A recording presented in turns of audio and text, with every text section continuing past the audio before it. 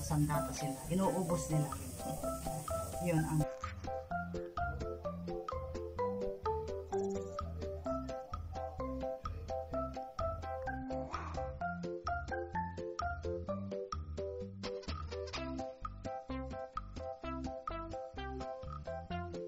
Hello guys, tapos na ang unang putahe. Saluyot ng Arabic. Ayan, tapos sumasayaw-sayaw na rin yung presto doon. Dalawang putahe yung niluto natin, good for 2 days. Ayun,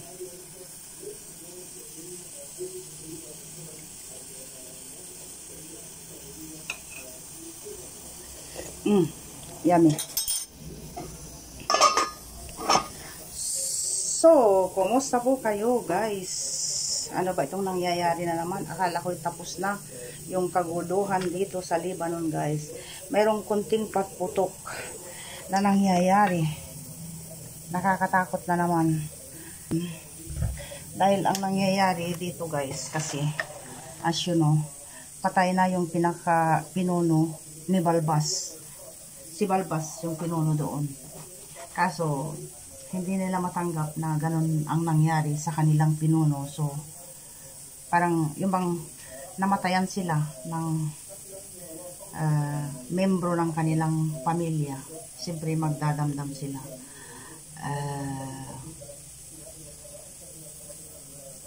Ang akala ng mga tao, katapusan na, wala nang kaguluhan. Dahil yung grupo nga nila, ang bali nagsusuporta ng mga sandata nila ay sa ibang bansa. So, na-stop na totally yung pag-support nila. So, ang question ng mga tao, saan pa sila kumukuha ng mga sandata? May mga nakatago pa rin dahil itong mga nakaraang linggo, merong paputok na nangyayari pero konti lang. Pero today, yun nga, napapabalita na naman na yung kalabang bansa ay nagtanim ng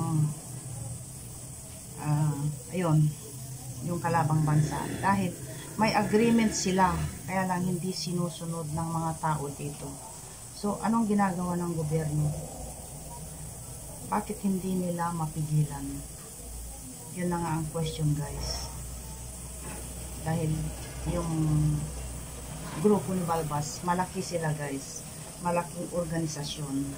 Tapos sabi ng mga tao, nung wala na yung pinaka-pinuno nila, magtuloy-tuloy na yung katahimikan. Kaya lang, meron pa rin paminsan-minsan nung mga nakaraang linggo. Tapos yun nga, itong araw na to, meron daw dalawa na matagpuan sila na itinanim doon para yun ay magiging poof. Nakakatakot pa rin. Ramadan na Ramadan, nagkakagulo sila doon sa banda doon guys. Yun ang update na nangyayari dito sa Lebanon. Baka nakakapanood kayo ng mga bali-balita. Akala ko ba'y tapos na ang gulo sa Lebanon? Baka sabi nyo siguro, kung ikukumpara yung sitwasyon noon sa ngayon, as in talagang nagbago na lahat talaga guys. Wala ka ng takot na lumabas. Kaya lang itong mga nakarang linggo nga, nandun pa rin siguro yung sama ng loob ng mga grupong yun.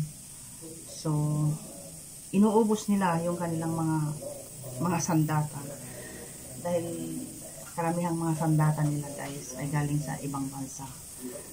Hindi na makapagpadala yung isang bansa sa kanila dahil naandun sa agreement na talagang madisarmahan yung mga kampo ni Balbas. Pero malay natin, baka may mga nakabaon pa na mga sandata sila. Inuubos nila. Yun ang dinig namin. Yun ang sabi-sabi. Magulo sa Pilipinas, magulo din dito. Kahit sa iba-ibang lugar din, di ba? Naway kapayapaan ang maganap sa mundo guys. Masarap yung katahimikan ba? Yung kaguluhan palagi, Nakakatakot. May phobia na ang mga tao sa kaguluhan. Phobiang wala na silang pakialam ba.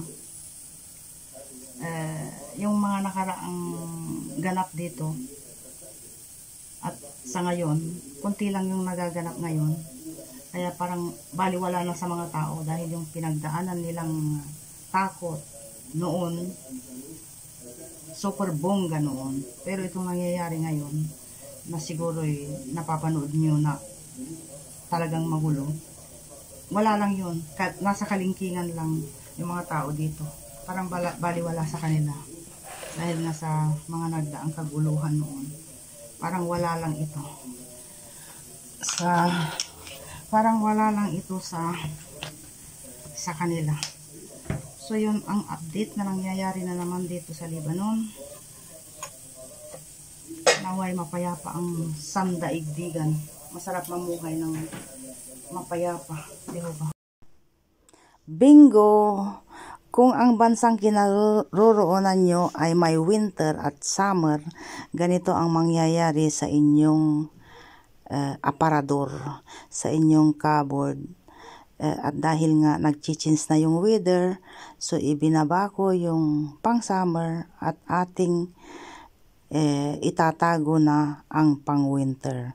Parang nadaanan ng bagyo. Taran! So ayan na siya guys. Naayos din. Meron pa dyan. At yung jacket, nilagay ko dito sa ginawa kong parang balkonahe. Parang cupboard, balkonahe po ito na maliit, pero ginawa kong parang cupboard dahil hindi na po siya magkasya dito sa ating cupboard. Pero hindi pa tapos guys, meron pang cupboard ng mga bata.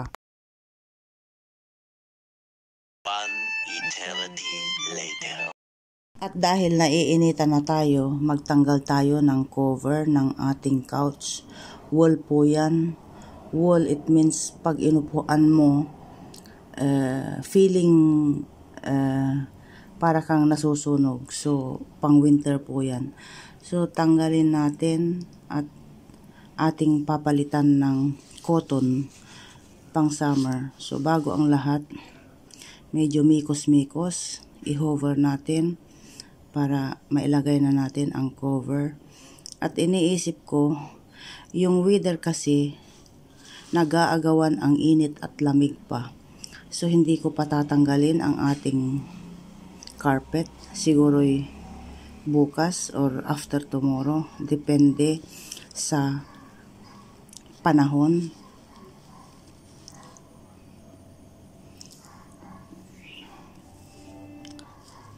Hi, tapos na. We will gather the dirty covers. Pero hindi pa tapos guys. Iwa-washing pa natin dyan.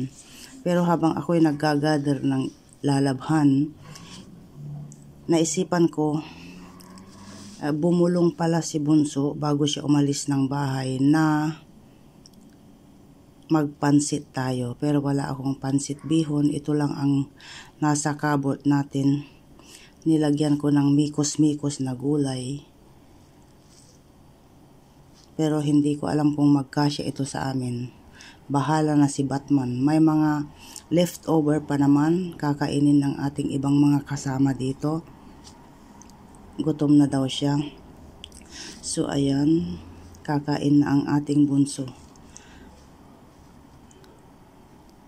At ako naman, ito ang kakainin natin. Merong leftover kahapon. Yung ibang leftover para sa ating mga kasama. Meron pang beans at kung ano-ano pa sa fridge. Pagkasyahin na lang.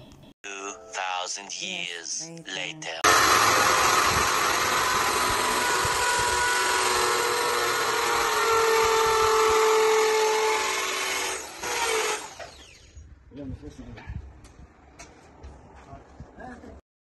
Ayun, may pagganap naman tayo ngayon dahil sa init ng panahon, pumapasok po yung talagang init. Kaya yung couch natin dyan ay nag-change yung kulay. So, meron po tayong kortina dyan, tinanggal po natin dahil hindi napoprotektahan yung mga gamit dyan. So, minabuti naming tanggalin at palitan. So, nagkakabit po tayo ng kurtinang, anong tawag doon? Sunscreen.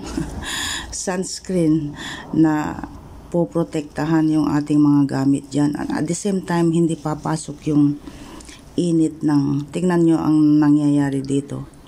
Yan. Pakimbot-kimbot si Habi. So, tinusok ko yung kanyang meatloaf at tuwang-tuwa naman siya.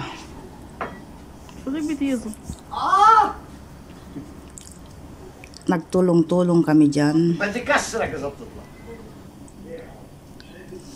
At patuloy pa sila sa pagbubutas ng kung ano dyan para maikabit na yung ating kurtina. Nandyan din si Lucky. So there you go. واو شو هذا حسن نمبر شو At ganito ang itsura pag gabi. Meron din tayong colored na pailaw dyan. At least okay na siya.